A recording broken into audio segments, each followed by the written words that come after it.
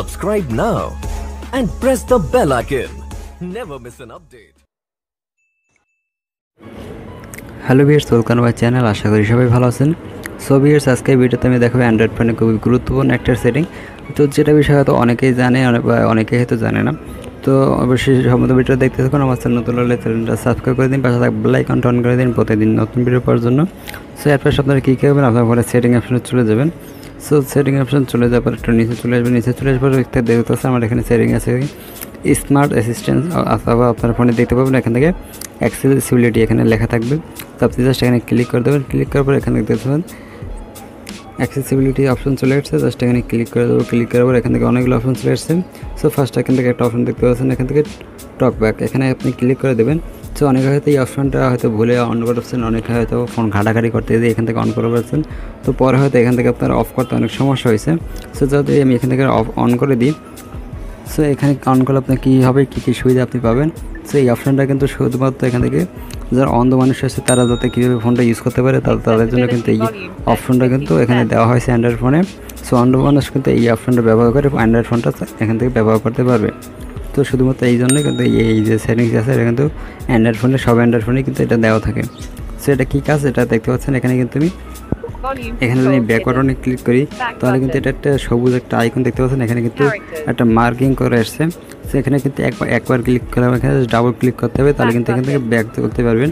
So আপনি এখানে click করতে পারেন, এখানে ক্লিক করে ডাবল ক্লিক করবেন তাহলে ব্যাক হবে, আবার ডাবল ক্লিক করেন তারপরে আবার ব্যাক হবে।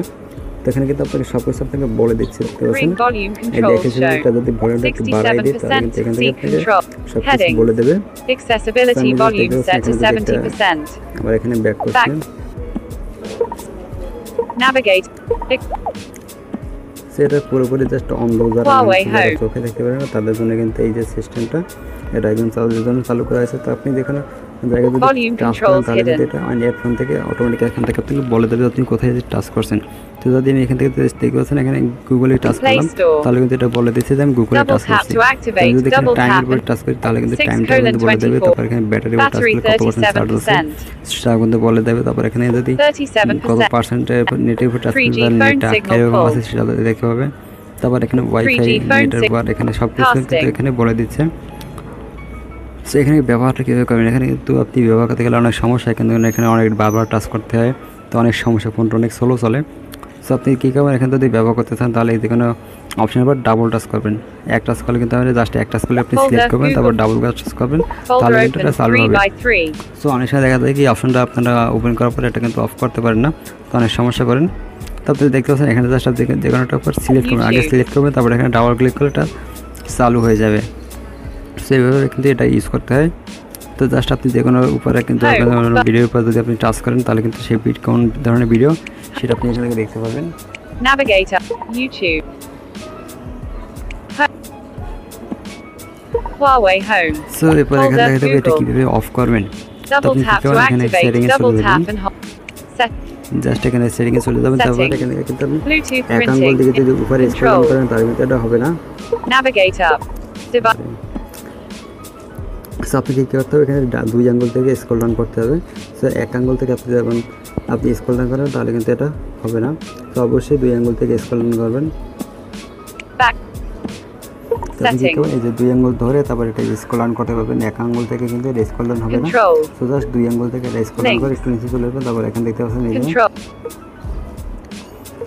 স্মার্ট অ্যাক্সেসিবিলিটি আছে এটার উপর ক্লিক করে দেবেন। Navigator, device, navigate, smart assistant, accessibility. So just এটা আবার ডাবল ক্লিক করবেন, ডাবল ক্লিক করার পর একবার এখানে অ্যাক্সেসিবিলিটির উপর চলে যাব, তারপর এখানে টোটাল ক্লিক করে দেব।